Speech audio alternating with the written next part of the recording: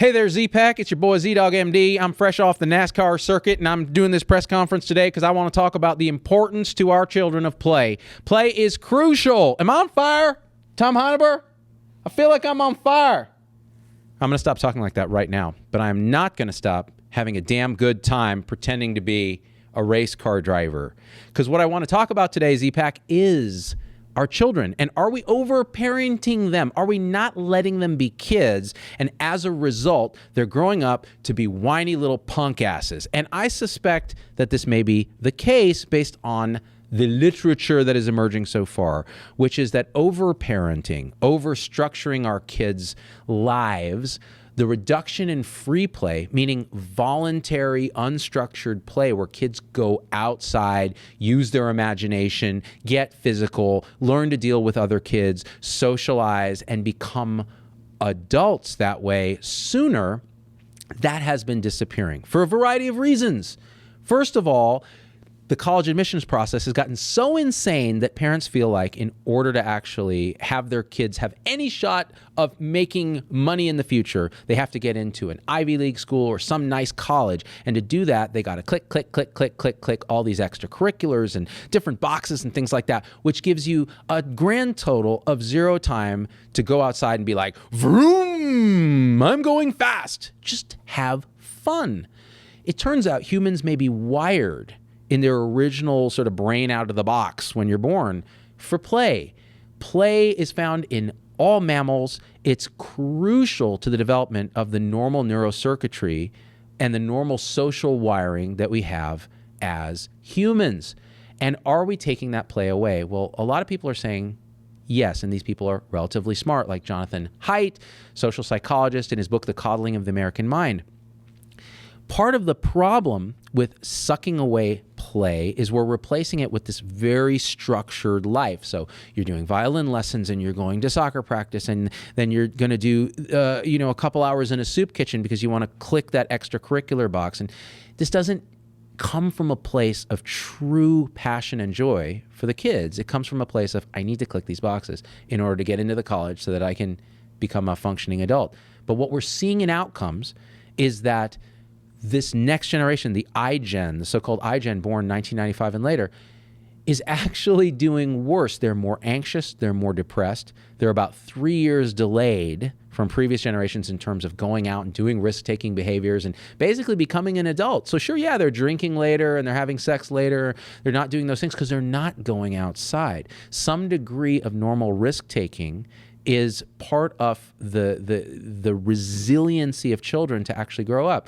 Children are what Nassim Taleb calls anti-fragile. They actually benefit from some risk and some adversity and some challenge. But as our world has gotten safer, actually, so children are much less likely to die from a traumatic cause now than they were 30 years ago, there's a component of shame. Well, now we have to keep our children safe all the time.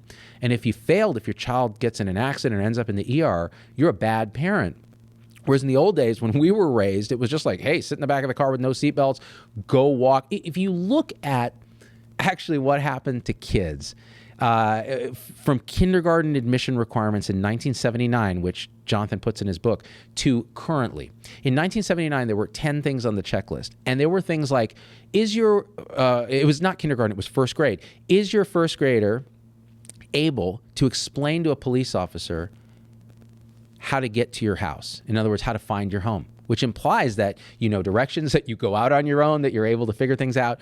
Is your child able to go to the grocery store, purchase some items, and come back by themselves? This is a first grader. This was 1979. So a lot of these were practical, tips to keep children out in the world, taking some degree of risk and succeeding. Now there are 30 things on the list, and almost all of them are academic. Can the child count to 110s, form 3 to 5 sentence words, do these kind of things? And that may be great. Maybe we want really smart kids, but in the absence of resiliency, it doesn't help. Give me this shit. Okay, now I can really tell you what I think, which is lower income parents, all right?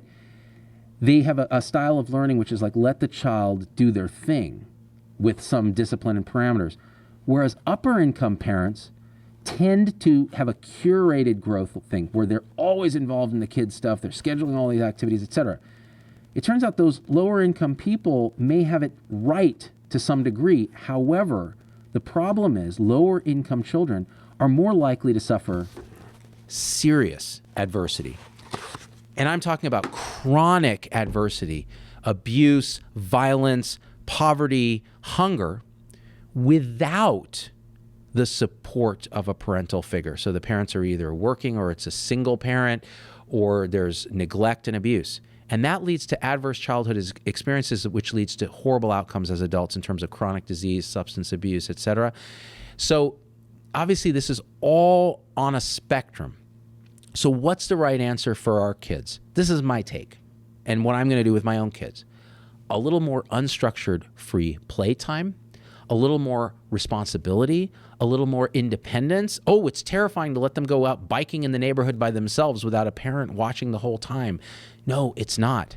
There were generations of humans that have done this, okay? And they turned out reasonably decent, although I am one of them, and I am wearing a fake NASCAR outfit with my own name and logo embroidered on it. So maybe take what I say with a grain of salt, but a little more play goes a long way to making our children resourceful, resilient, and successful, and less anxious, less depressed. That's what I think, and I'm sticking to it, Tom Heineber. Am I on fire, Tom Heineber? Am I on fire, Tom Heineber? I don't know what to do with my hands. Oprah, help me!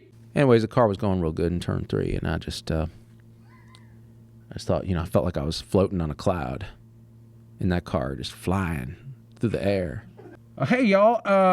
I may be a Stanford-trained internal medicine doc, Z-Dog MD, and I take stuff real serious, but I'm also a cowboy, spaceman, race car driver. Vroom!